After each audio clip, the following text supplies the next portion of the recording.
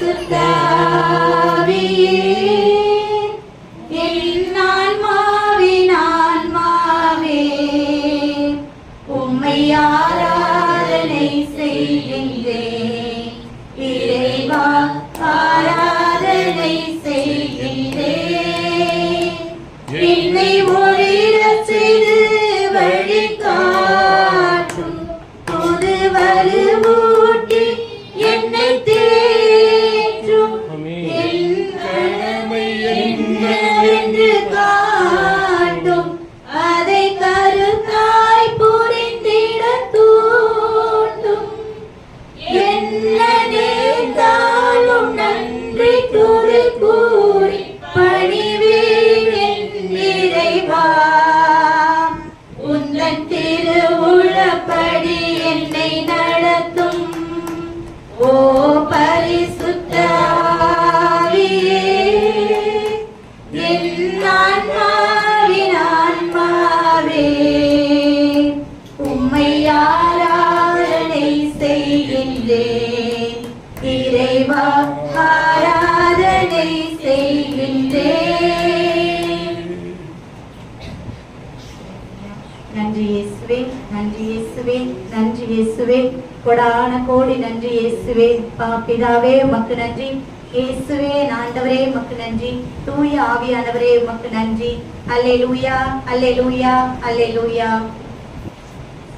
Praise the Lord. Praise the Lord. Hallelujah. இயேசுவே நன்றி, இயேசுவே நன்றி, இயேசுவே நன்றி. ஆண்டவரோடு இணைந்து இருக்கிற பிள்ளைகள் ஒவ்வொருவருக்கும் ஆண்டவர் அன்பையும் அமைதியையும் மகிழ்ச்சியையும் கொடுக்கிறார். Praise the Lord. Hallelujah. ஆண்டவரோடு இணைந்து இருக்கிற பிள்ளைகளுக்கு ஆண்டவர் கொடுக்கிறது என்னது? முதல்ல அன்பு வரும், அதுக்கடுத்து நான் மகிழ்ச்சி வரும், அதுக்கடுத்து அமைதி வரும். Praise the Lord. தூய ஆவியானவர் ஒரு மனுஷனுக்குள்ள வரும்போது அந்த மனிதனுக்கு ஆண்டவர் கொடுக்கிறது தூய ஆவியினுடைய கனிவாள். தூய ஆவியினுடைய கனிவாள். கனிவாழ்வு எந்த மனுஷன் இருக்கோ அந்த மனுஷன் சாட்சியாய் மாறணும். குடும்ப வாழ்க்கையில சாட்சியா மாறணும். அதுக்கு என்ன தேவை? கனிகள் தான் தேவை. ஊழியர் ஆகணும் ஒருத்தர், அவர் நல்ல ஒரு குருவா இருக்கணும், நல்ல ஒரு நற்செய்தியாளர் இருக்கணும், இறைவாக்கினரா இருக்கணும். அவருக்கு என்ன வேணும்? தூயாவின் கனிகள் வேணும், மரங்கள் வேணும், கொடைகள் வேணும். அல்லேலூயா, அல்லேலூயா. குடும்ப வாழ்க்கையில் இருக்கிற உங்களுக்கு எனக்கும் என்ன வேணும்? கனிகள் வேணும். அல்லேலூயா. கொடைகள் வேணுமா வேணாமா? மரங்கள் வேணுமா வேணாமா? கனிகள் நிரம்பி இருக்கும்போது தானாகவே வழங்கப்படும் கொடைகள். முதல்ல இந்த கனியில நம்ம வளர்றதுக்கு முயற்சி எடுத்து அதை பெற்றுக் கொண்டோம் என்றால் நமக்கு கிடைக்கிறது இரண்டாவது என்ன அப்படின்னா வரங்கள் வரும். வரங்கள் வரும். கொடைகள் குடும்ப வாழ்க்கைக்கு தேவையில்லை. கொடைகள் என்ன தேவை? எதுக்கு தேவையில்லை? குடும்ப வாழ்க்கைக்கு தேவையில்லை. ஏன்னா ஏற்கனவே தூய ஆவியானவர் உங்க குடும்பத்துக்குள்ள இருக்கிறதுனால கனியை கொடுத்திருக்காரு, வரங்களை கொடுத்திருக்காரு. அப்படிங்கும் போது நீங்க மனைவி கிட்ட போய் எழுந்துட அப்படின்னு அற்புதம் செய்ய வேண்டிய அவசியம் இல்லை. குடும்ப வாழ்க்கைக்கு அற்புதம் அதிசயங்கள் நடத்த தேவையில்லை. இது நல்ல தெளிவா வச்சுக்கணும். நம்ம குடும்ப வாழ்க்கைக்கு மிக மிக தேவையானது ரெண்டு காரியம். ஒன்று ஆவியின் கனிகள், இரண்டாவது என்ன தேவை? வரங்கள். இது ரெண்டு இருந்துச்சுன்னா தேவைப்பட்டா அந்த கொடைகளை கூட ஆண்டவர் கொடுப்பார். தேவைப்பட்டா, அது இல்லைன்னா கூட நம்ம வாழ்ந்துட்டு இருக்கலாம். ஒரு முதிர்ச்சி அடைந்த ஊழியருடைய செயல்பாடு எப்படி இருக்கும்? நேற்று தான் செய்தியில கொடுத்தேன். முதிர்ச்சி அடைந்த ஊழியருடைய செயல்பாடு எப்படி இருக்கும்னா, நான் வந்துட்டேன், நான் கொடுக்கிற செய்தி தான் உங்களுக்கு அப்படின்னு கொடுக்க மாட்டாங்க. முதிர்ச்சி அடைந்த ஊழியர் என்ன செய்வாங்கன்னா, நேற்று என்ன தயார் பண்ணதாரோ தூக்கி உரமா போட்டு ஃபர்ஸ்ட் எந்த ஊழியர் கொடுத்தாரோ அதுலயே அதை தெளிவுபடுத்தி அதை புரிய வைக்கிறது தான் முதிர்ச்சி அடைந்த ஊழியருடைய செயல்பாடு. அந்த நிலையில் இன்னைக்கு ஆவியானவர் அவரை முதிர்ச்சி அடைந்த ஊழியர் என்பதை காமிச்சிருக்கார். அல்லேலூயா, பிரைஸ் தி லார்ட். இப்ப இயேசு கிறிஸ்து நோய்களுக்காக பிணிகளுக்காக காயப்பட்டார், சுகம் கொடுத்தார். அல்லேலூயா, அல்லேலூயா, அல்லேலூயா. இயேசுவின் இரத்தத்தால் நான் கழுவப்படுகிறேன். என் முன் சார்பு எண்ணங்களும் என் பெற்றோர் வழியாக வந்த பாவ சாபங்களும் என் எண்ணங்கள் வழியாக பாவ சாபங்களும் என் இரத்தத்தின் வழியாக வந்த பாவ சாபங்களும் முறியடிக்கிற இயேசுவின் நாமத்தினாலே முறியடிக்கிறேன். இயேசுவின் தூய ஆவியானவர் உங்களுக்குள்ள இருக்கிறார் அப்படின்றதுக்கு அடையாளம் என்ன? தூய ஆவியானவர் உங்களுக்குள்ள இருக்கிறார்ங்கிறதுக்கு அடையாளம் என்ன?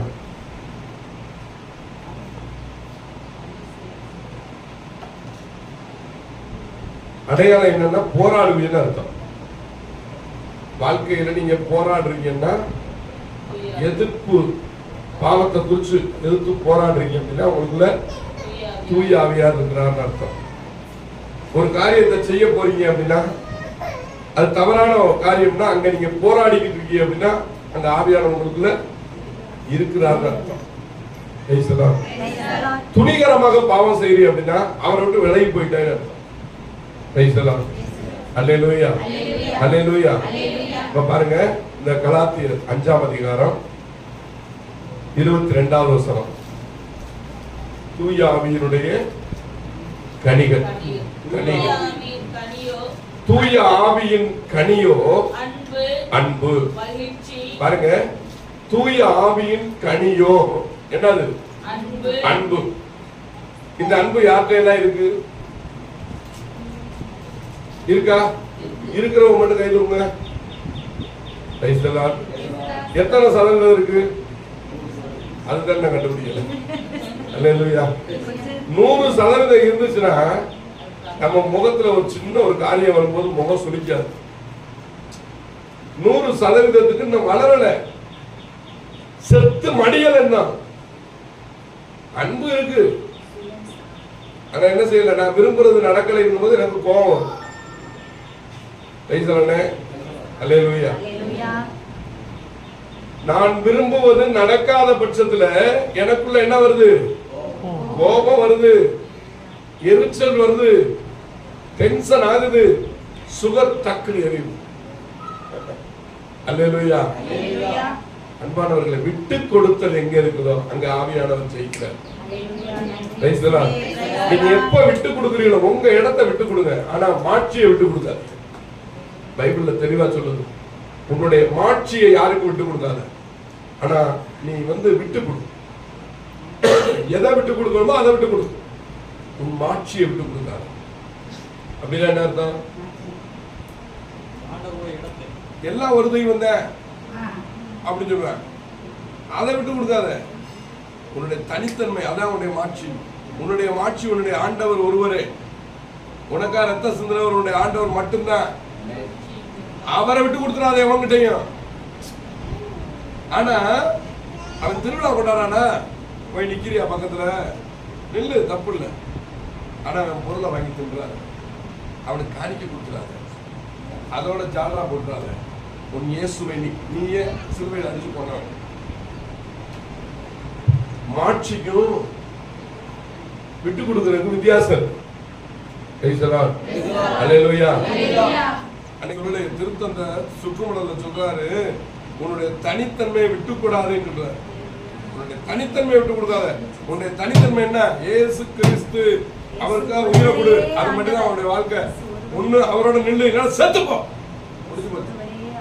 அல்லேலூயா, அல்லேலூயா. நான் சாவதற்கே பிறந்தேன். அல்லேலூயா. எதுக்கு பிறந்தோம்? எதுக்காக பிறந்தோம்? உயிரை கொடுப்பதற்கு தான் பிறந்தோம். யாருக்காக? இயேசுவுக்காக. அல்லேலூயா. ரெண்டு பலார பட்டணம் கிடைக்கிறது, அதுக்காக பின்னாடி போயிடக்கூடாது. அல்லேலூயா. இயேசுவே நன்றி. வாசிங்க.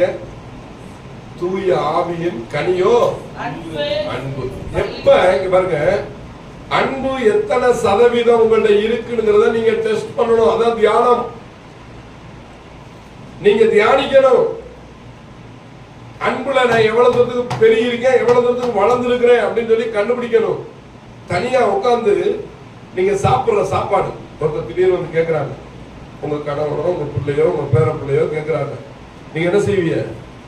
கொடுத்துருவீங்க. பேசலாம். அங்கெல்லாம் விட்டு கொடுத்துருவீங்க. என்ன செஞ்சிருவீங்க?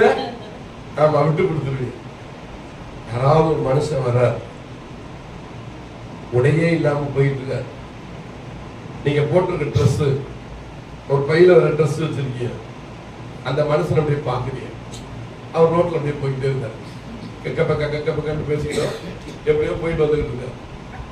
அவரை பார்த்து அவருக்கு ஒரு உடைய நீ அணிவிக்கணும் மனசுக்குள்ள வரல அப்படின்னா நீ வந்து செத்த பிணமா இருக்கிறாய் என்றார். உங்ககிட்ட அன்பே இல்லைங்க.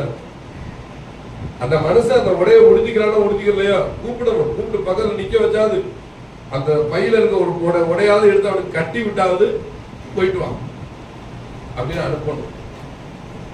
அப்போ உங்ககிட்ட அன்பு பெருகி இருக்குல்ல, கிறிஸ்துவின் அன்பு உங்களுக்குள்ள இருக்குல்ல. அல்லேலூயா. நீங்க யோசிங்க, தயவு செய்து சொல்றேன், உங்கள்ட்ட இருக்கக்கூடிய அன்பு எப்படிப்பட்ட அன்பாய் இருக்கிறது. நீங்க விரும்புறத பிறருக்கு கொடுக்கும் போது நீங்க அவருடைய அன்பினால் நிறைந்தவராய் இருக்கிறீர்கள். அன்பு எப்ப இருக்கும்? உங்களுக்கு இருக்கா இல்லையான்னு யோசிக்கவே செய்யாது. யாரு கேட்டாலும் உங்களால் முடிஞ்சதை கொடுத்துருவீங்க. அதான் அன்பு. கிறிஸ்துவின் மேல் உள்ள அன்பு. அன்பு சொல்லுவாங்க, நீ பைத்தியக்காரனா இருக்க, அவன் கேட்டோடனே கொடுத்துற, உன்னை ஏமாத்தி வாங்கிடுற, ஏமாத்திட்டு போறேன், நான் ஏமாளியா இருந்துட்டு போறேன், பரலோகத்துக்கு போகும்போது ராஜா மாதிரி இருப்பேன். அன்புல நாம வளர்வதற்கு முயற்சி எடுக்க வேண்டும். இந்த ஒன்னே ஒண்ணு நம்ம ஜெயிச்சிட்டோம்னா நம்ம பரலோகத்தை சுதந்திரிச்சுப்போம். அன்பு செய்யறோமா? அன்பு என்ன வாழல, யாருமே என்ன செய்யல, அன்பை இன்னும் வாழவில்லை. உண்மையே சொல்றேன், நீங்க அன்பை வாழ்ந்துட்டீங்கன்னா ஒவ்வொரு நாளும் அதை போராடி பாருங்களேன். அன்பை நீங்க வாழ்ந்து பாருங்களேன். அன்பை வாழ்ந்து பார்த்தீங்க அப்படின்னா உண்மையா சொல்றேன், உங்களுக்கு தன்னை போல இரண்டாவது ஆவியின் கனியில் இருக்கக்கூடிய அந்த மகிழ்ச்சி வந்து, நான் தருகிற மகிழ்ச்சி. இயேசு ஏன் செத்து போனாரு? யோவான் எழுதிய 3:16 என்ன சொல்லுது? வாசிங்க.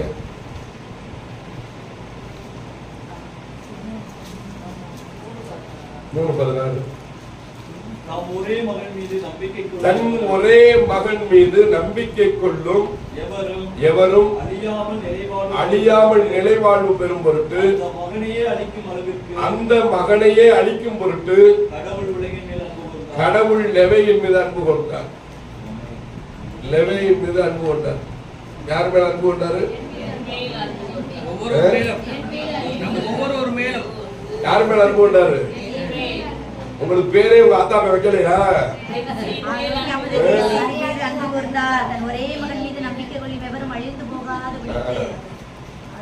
நம்ம பேரை சொல்லி சொல்லணும். எங்க அப்பா என் மேல அன்பு வச்சாரியா, அதனால சிலுவையில தொங்கிட்டார், ரத்தம் சிந்தினார். இந்த இயேசுவினுடைய ரத்தம் சிந்தப்பட்டதனுடைய விலை கிரயம், உன்னை இயேசு அன்பு செய்ததால் சிலுவை சாவுக்கு தன்னை ஒப்பு கொடுத்தார். இது மாதிரி அன்பு செய்யற கடவுள் இந்த உலகத்துல யாருமே இல்ல. வேற யாரும் கடவுள்னு சொல்லிக்கிற முடியாது.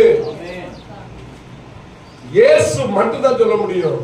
ஏன்னா அவர் தான் உன் உயிர், உன் ஆன்மாவுக்காக நீ பாதாளம் போக கூடாது அப்படிங்கிறதுக்காக, நீ செத்து நரகத்துக்கு போக கூடாது என்பதற்காக, நீ பிறந்த பிறப்பு ஒரு விலை கிரயம் என்று சொல்லி தன் உயிரை நன்றி. இப்ப இந்த அன்புக்குள்ள நாம முயற்சி பண்ணி நுழையணும். ஒரு பெரிய கேட்டு போட்டிருக்கு,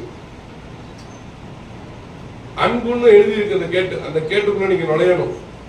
அந்த அன்புன்ற கேட்டுக்குள்ள நுழைஞ்சிட்டீங்கன்னா உங்களை பழித்துரைப்பார்கள், கேலி பண்ணுவார்கள், மெண்டல் சொல்லுவாங்க, பைத்தியக்காரின்னு சொல்லுவாங்க, நீ உதவாக்கற யாருக்குமே லாயக்கலைன்னு சொல்லுவாங்க, ஏமாத்துக்காரன்னு சொல்லுவாங்க, பித்தலாட்டக்கார பையன் அப்படின்னு சொல்லுவாங்க. எல்லாமே நடக்கும்.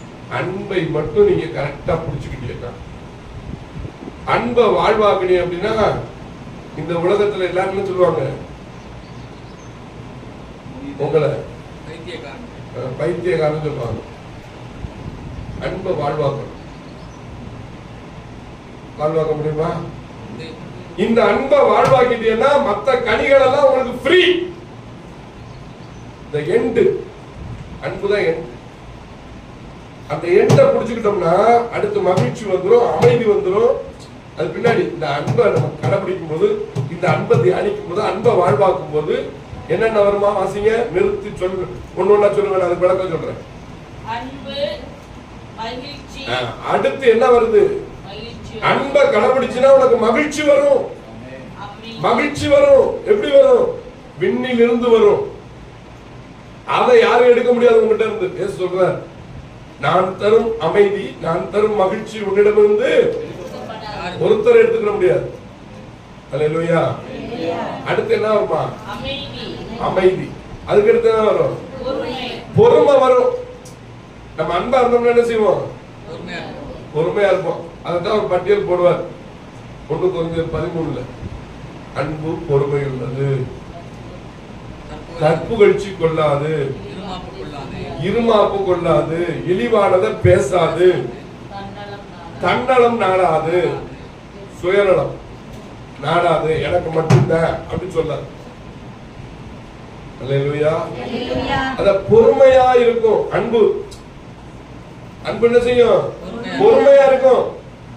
புருஷன் டென்ஷனை ஏத்துவாங்க, நீ அந்த இடத்துல பொறுமையா இருக்கணும். அங்கதான் ஆவியானவர் இருக்காரு. ஓடா வாடா பொட்ட கண்ணா மனுஷனை பாரு, நீ இல்ல ஆம்பளை, நீ இல்ல பொம்பளை, சேலை கட்டிட்டு போய் அப்படி பேசுற ஆட்கள் தூய ஆவியானவரை துக்கப்படுத்துற ஆட்கள். பொறுமையாயிரு அப்படின்னு சொல்ற. நீ அன்பு செய். இந்த வீட்டை உன் கணவன் அன்பு செய், உன் பிள்ளை அன்பு செய். உனக்கு எதிர்மாறா இருக்குது அந்த பிள்ளை, நீ சொல்றதை கேட்கல. உன் கணவன் உன் மனைவி நீ சொல்றதே கேட்கல, தாறுமாறா போயிட்டாங்க, தப்பு பண்ணிட்டாங்க. பொறுமையாரு, அவர் மீட்டு கொண்டு வருவார்.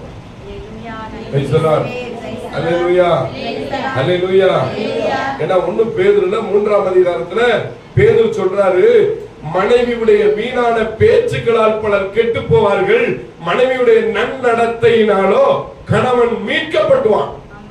வார்த்தையே தேவைப்படாது. என்ன தேவைப்படாது? அன்பு இருந்துச்சுன்னா பொறுமையா இருப்ப, வீண் வார்த்தை பேச மாட்டேன். அப்ப வீண் வார்த்தை பேசும்போது குடும்பம் மேலும் மேலும் சில்லறையாயிரும்.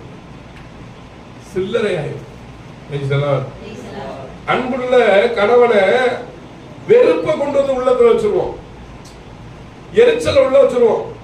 இவகிட்ட என்ன நான் கணக்கு சொல்றது, இவகிட்ட என்னத்தை நான் போய் பாடம் சொல்றது, நான் சம்பாதிச்சது ஏன் இவள்கிட்ட போய் சொல்லணும்? வெறுப்பு.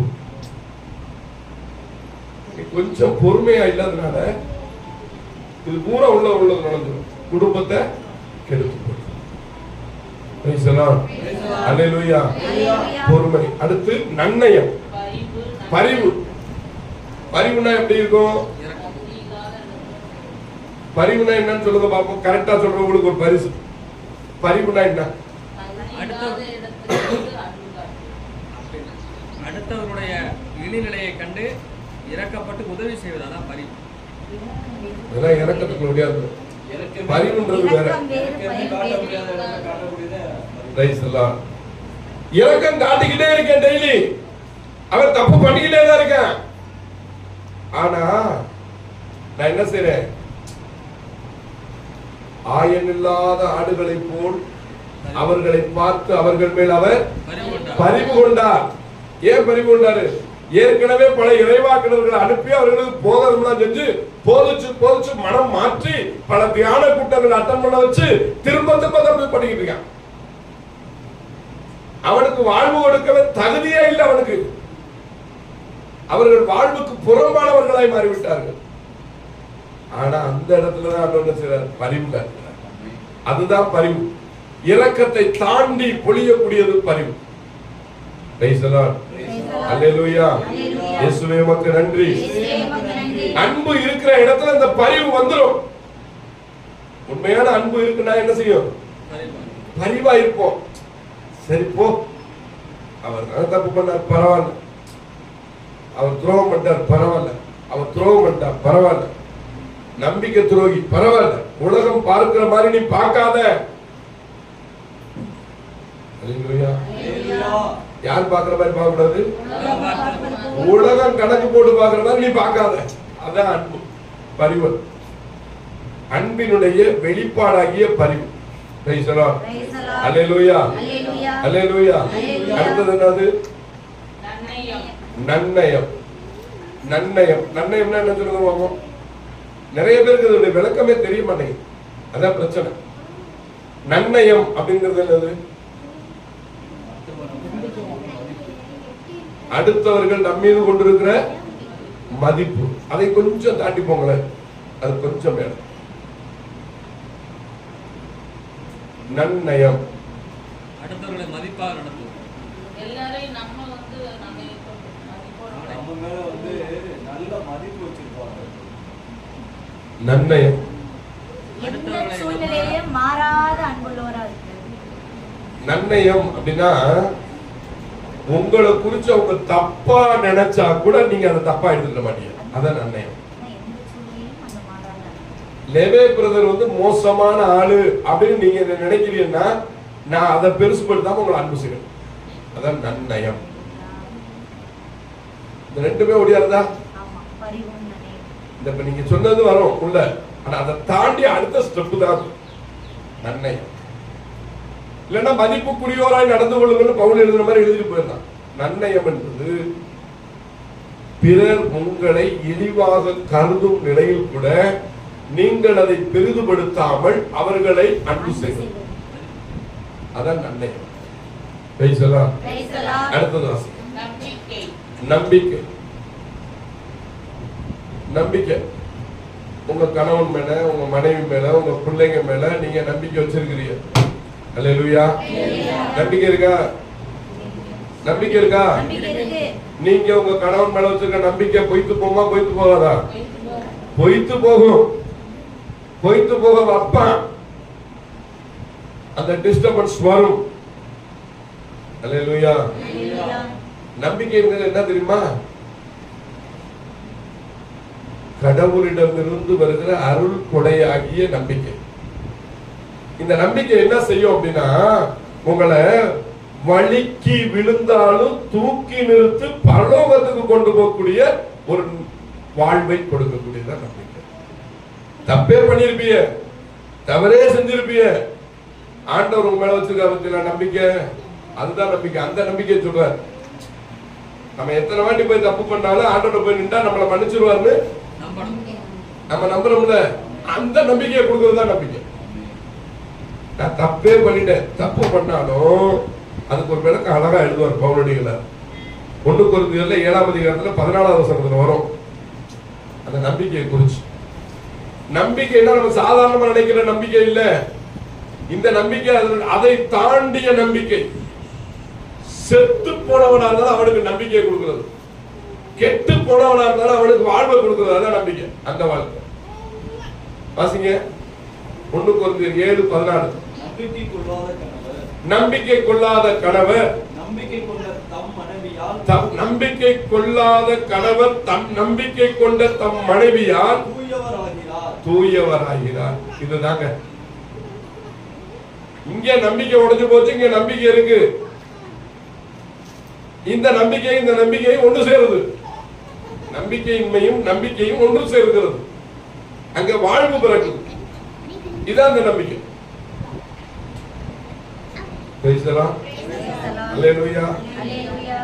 என் புருஷன் மோசமான காவாளி பையன் அப்படின்னு மனைவி நினைக்கிறான். புருஷன் தப்பு பண்ணிட்டான், வர்றேன், நான் தப்பு பண்ணிட்டேன் ஆண்டவரே, ஆனாலும் கூட என் மனைவியோட நான் சேர்ந்து வாழ்வதை தூயவர் ஆக்குவீங்க ஆண்டவரே அப்படின்னு அவன் ஆண்டவர் மேல பாரத்தை போட்டு தன் பலவீனத்தின் மத்தியில் தன் மனைவிடத்தில் வந்து சேர்ந்தான். அங்க அவன் தூயவன் ஆக்கப்படுகிறான். அதான் நம்பிக்கை. ஆண்டவர் கொடுக்கிற நம்பிக்கை இதுதான். நம்ம மேலோட்டமா பாக்குற நம்பிக்கை இல்ல. அதான் பவுல் தெளிவா எழுதுறாரு இந்த இடத்துல. மனைவி தப்பு பண்ணிட்டு வர்றா, கணவன் நம்ம கணவர் நம்ம எப்படி போனாலும் நம்ம தவறு பண்ணிட்டோம், அதுக்காக என்னை கழுத்தறுத்து சுருக்கு போட்டு மருந்து மாத்திரத்தை போட்டு கொண்டு போடுவா அந்த ஆளு அப்படின்னு நினைக்கிற மனைவி என்ன செய்வா? ஒரு அடி தள்ளி போய் அம்மா வீட்டுல ஆத்தா வீட்டுல வந்துடுவா.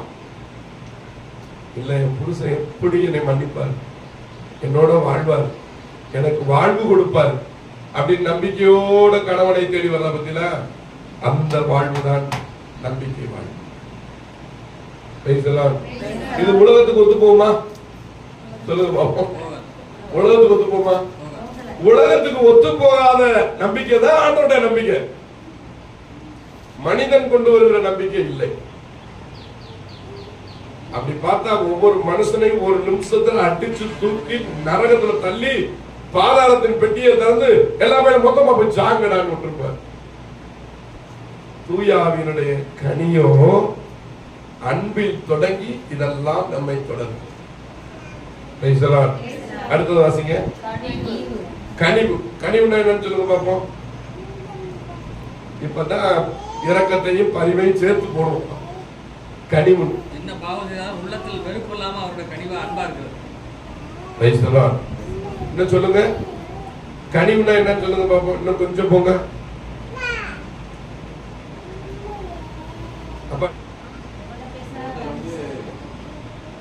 சொல்லுவோம். ரொம்ப இகழ்ச்சியா பேசுறாங்க, ரொம்ப கடினமா பேசுறாங்க. இந்த நேரத்துல கனிவோடு நம்ம பேசுறோம், அன்போடு பேசுறது. இந்த தவறை நமக்காக செய்துட்டாரு அப்படிங்கிறது முழுசா தெரிந்த பிறகும் அந்த அன்புல மாற்றமே இல்லாம முழு அன்பு காட்டுறது கனிவு. கனிவு அப்படிங்கிறது என்ன அப்படின்னா, உங்களை கட்டி வச்சு அடிச்சு உதச்சு தோலை உரிச்சுக்கிட்டு இருந்தா கூட அவரை பார்த்து புன்முறுவலோட அப்படியே பார்த்துட்டே இருப்பீங்க. அதுதான் கனிவு. அடிச்சு மிதிச்சு தூக்கி போட்டு சக்கு சக்குன்னு அடிச்சு தொங்க விட்டுக்கிட்டு இருக்கும் போது கூட அந்த மனுஷன் மேல சொல்லுவோம்ல, இரக்கமும் பரிவும் கலந்து ரெண்டு கலந்து ஒன்னா வரக்கூடிய அந்த அன்புதான் கனி. இதுக்கெல்லாம் நம்ம போயிட்டோமா? அதெல்லாம் எட்டா கனி. இப்படி பார்த்துக்கிட்டு கனி. அதனாலதான் தூய ஆவி, இந்த தூய ஆவி தருகிற கனிவோ கனிகளோ, இந்த கனிகள் இருந்து அந்த குடும்பம் உடைப்படவே உடைப்படாது. ஒரு குடும்பம் தூய ஆவியாரோட நிரம்பி இருக்குது, ஆனா அந்த கணவன் மனைவி பிரிஞ்சு இருக்கிறாங்க அப்படின்னா அது ஏமாத்துறாங்கன்னு அர்த்தம். கனிவு கனிவு. அல்லேலூயா அல்லேலூயா. அடுத்து வாசிங்க. தன்னடக்கம். தன்னடக்கம் இருக்கா எல்லாத்தையும்? தன்னடக்கம். நாவடக்கம் வேற, தன்னடக்கம் வேற. நிறைய குடும்பங்கள்ல தன்னடக்கம் இருக்கும். அது இல்லைன்னா குடும்பங்கள்லாம் குட்டிச்சோரா போயிருக்கும். தன்னடக்கம், உணர்வு கலந்த ஆசைகள், இச்சை நிறைந்த பார்வை எல்லாமே வந்துகிட்டே இருக்கும். மனுஷனுடைய உடம்புல எப்படி கிணத்துல தண்ணி ஊறுதோ அது மாதிரி மனைவியை பார்க்கும்போது கணவனுக்கு ஆசை, கணவனை பார்க்கும்போது மனைவிக்கு ஆசை, ஊற்றெடுத்து பாஞ்சுக்கிட்டே தான் இருக்கும். அந்த உணர்ச்சிகள் வரத்தான் செய்யும். அப்ப கூட பிள்ளைகளுக்காக, சூழ்நிலைக்காக, காரணங்களுக்காக தன்னை அடக்குகிறவர்கள் தான் தன்னடக்கம். அந்த தன்னடக்கம் இல்லாதவங்க நிறைய பேர் பாத்தீங்கன்னா இழிந்தவர்களாய் கருதப்படுவார்கள். மறைவாய் போய் தன் காரியங்களை செய்கிறது தான் தன்னடக்கம். இல்லாத ஆளு தண்ணீர் சுற்றி எங்கிட்ட சுற்றுவாங்க. தன்னடக்கம் இல்லாத ஒரு டம்ளர்ல வாங்கி தனியா வீட்டுக்குள்ள வச்சு குடிச்சுட்டு சாப்பிட்டு தூக்குறியா, தூங்கிக்க. குடிச்சுட்டு என்னைக்கு ஆட்டம் போடுறியோ, என்னைக்கு வெறித்தனமா மறுபடி குடி குடி ரொம்ப அடிமை ஆகுறியோ, அதான் பாவம். குடிக்கிறது பாவம் இல்லை, பாவம் இல்ல. அது உடல் சோர்வா இருந்தால் திராட்சை ரசம் சாப்பிட தப்பு இல்ல சொல்லுது. ஆனா தூய ஆவி உனக்குள்ள இருக்கும்போது வேண்டான்னு அவர் உன்னை சொல்லிட்டாருன்னா விட்டுருன்றார். எபேசியர் 5ஆம் அதிகாரம் 19ஆம் வசனத்தை வாசிங்க.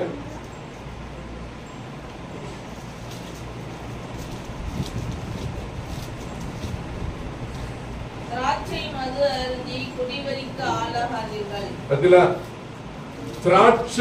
மது அருந்தி குடிவெறிக்கு ஆளாகாதீர்கள். கொஞ்சம் வாங்கி சாப்பிட்டு இன்னும் கொஞ்சம் கொடுத்துங்க.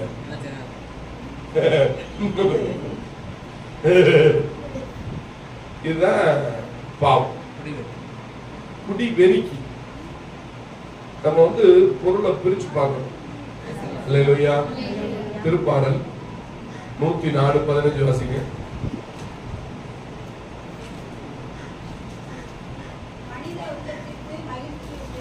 மனித உள்ளத்திற்கு மகிழ்ச்சி ஊட்ட திராட்சை ரசமும் முகத்திற்கு களையூட்ட எண்ணெயையும் மனித உள்ளத்திற்கு புத்துணர்வு ஊட்ட அப்பமும் அளிக்கின்றேன். Praise the Lord. அல்லேலூயா, அல்லேலூயா, பிரைஸ் தி லார்ட். நீதிமொழி 11ஆம் அதிகாரம் வாங்க.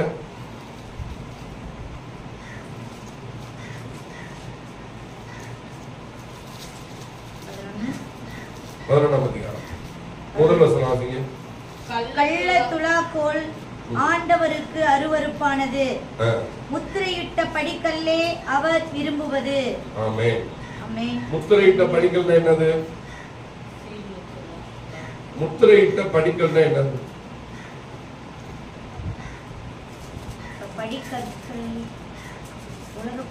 முத்திரையிடப்பட்டது அப்படின்னா அரசாங்கத்துக்குரியது அரசாங்கத்துக்குரியது, கடவுளுக்குரியது கடவுளுக்குரியது.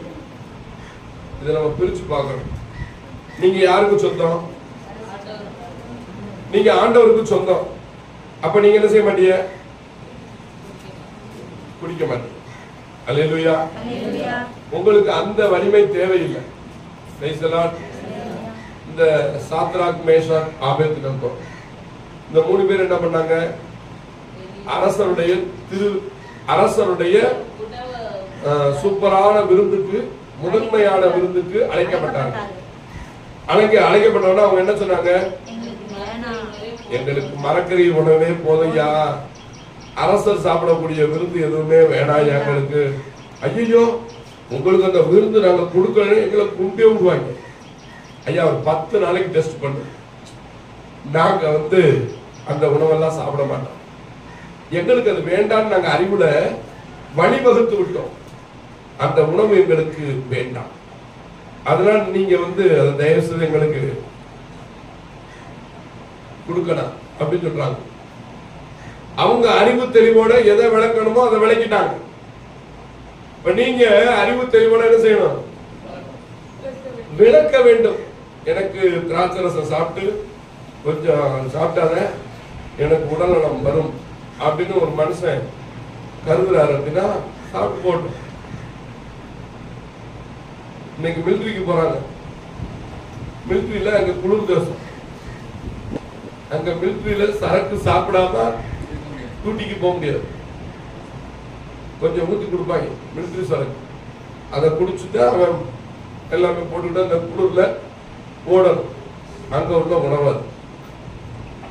சில மிலிட்டரிக்காரங்க என்ன செய்யறாங்க, அங்க இருந்து வந்ததுல இருந்து அதையே வாழ்க்கையை ஆக்கிடுறாங்க. உள்ள அதுல மயங்கி போகாதபடி எச்சரிக்கையா இருக்கணும். Praise the Lord. அல்லேலூயா. அதனால கண்களை மூடுவோம். இந்த உலகத்துல தீமை என்று கருதுவதையும் நன்மையாய் மாற்ற வல்லவர் ஆண்டவர். ஆனால் நீ ஆண்டவரோடு இருப்பதால் எது நன்மை தீமை அறிகிற அறிவை உனக்கு ஆண்டவர் கொடுத்திருக்கிறார். ஆகவே நீ இது தவறு என்று உணர்வதை எல்லாம் விட்டுவிட்டால் ஆண்டவருக்காக நீ மாற்றி அடைவாய்.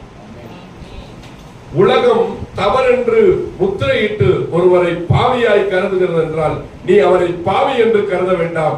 அவரிடம் இருக்கக்கூடிய பலவீனத்தை நீக்குவதற்காக, நீ அறிவு தெளிவுடையவராக, நீ அவரை மீட்டு எடுப்பதற்காக ஆண்டவருடைய ஆவியுடைய அபிஷேகத்தை அவன் மேல் ஊற்ற நீ அறிந்திருக்க வேண்டும். ஒவ்வொரு நாளும் ஜெபம். பலவீனம் உள்ள மனுஷனுக்காக ஜெபி. அந்த மனுஷன் அந்த பாவத்துக்கு வெளியே வருவான். இது ஆண்டவருடைய வல்லமை. ஒரு பலவீனம் உள்ள ஒரு மனுஷன் இருக்க, அந்த மனுஷன் மேல நீ கோபப்படுறதுனாலயோ எரிச்சல் படுறதுனாலயோ அவனை திட்டுறதுனாலயோ அவன் முன்னேற மாட்டான். அவனுக்காக நீ பரிதாபப்பட்டு பரிவு கொண்டு கனிவுடன் அவனுக்காக அன்பு கொண்டு நீ ஜெபிச்சால் போதும்.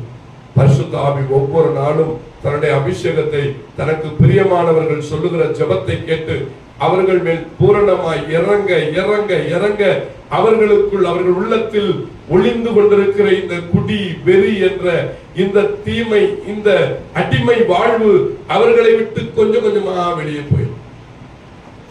வல்லமையுள்ள தகப்பனே, கிருபையும் இரக்கமும் உள்ள ஆண்டவரே, நீங்கள் தூய ஆவியால் நிரப்பப்படுங்கள் என்று சொன்னீரே. அந்த ஆவி காட்டக்கூடிய வழியில வெளிச்சத்திலே நாங்கள் நடந்து உம்முடைய அருளை பெற்றுக்கொண்டு ஆவியில் நிறைந்தவர்களாய் வாழ அருள்தார். பரிசுத்த ஆவியானவரே, இந்த நாளிலே உமது பிள்ளைகள் இந்த இடத்துல ஜெபித்துக் கொண்டிருக்கிறோம்.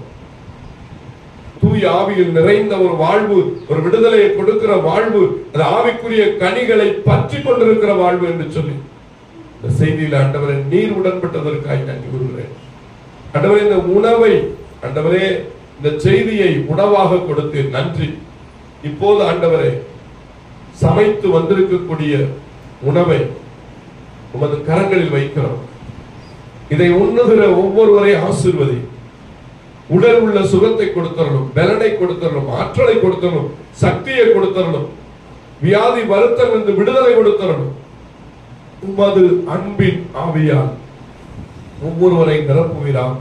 இந்த ஜெபத்திற்காக, இந்த ஜெப ஊழியத்திற்காக ஆண்டவரே ஜெபித்துக் கொண்டிருக்கிறவர்கள், உதவி செய்கிறவர்கள் ஒவ்வொருவரையும் நினைவு கூர்ந்து ஆசீர்வதி. இயேசுவின் பெயரால் நன்றி செலுத்துகிறோம் நல்ல பிதாவே. விண்ணுலகில் இருக்கிற எங்கள் தந்தையே, உமது பெயர் தூயதென போற்ற பெறுக. உமது ஆட்சி வருக. உமது திருவுளம் விண்ணுலகில் நிறைவேறுவது போல மண்ணுலகிலும் நிறைவேறுக. எங்கள் அன்றாட உணவை எங்களுக்கு இன்று தாரும். எங்களுக்கு எதிராக குற்றம் செய்வோரை நாங்கள் மன்னிப்பது போல எங்கள் குற்றங்களை மன்னியும். எங்களை சோதனைக்கு உட்படுத்தாதையும் தீயோரிடமிருந்து எங்களை விடுவித்தரணும். அருள் நிறைந்த மரியே வாழ்க. ஆண்டவர் உடனே பெண்களுக்குள் ஆசீர்வதிக்கப்பட்டவர் நீரே. உடைய திருவயிற்றின் கனியாய் இயேசுவும் ஆசீர்வதிக்கப்பட்டவரே. புனித மரியே, இறைமகனின் தாயே, பாவிகளா இருக்கிற எங்களுக்காக இப்பொழுதும் எங்கள் இறப்பின் வேளையிலும் வேண்டிக் கொள்ளும். ஆமென். தந்தைக்கு மகனுக்கும் தூய ஆவியாருக்கும் மாட்சி உண்டாவதாக. தொடக்கத்தில் இருந்தது போல இப்பொழுதும் எப்பொழுதும் என்றென்றும் இருப்பதாக. ஆமென். Praise the Lord. அல்லேலூயா, அல்லேலூயா.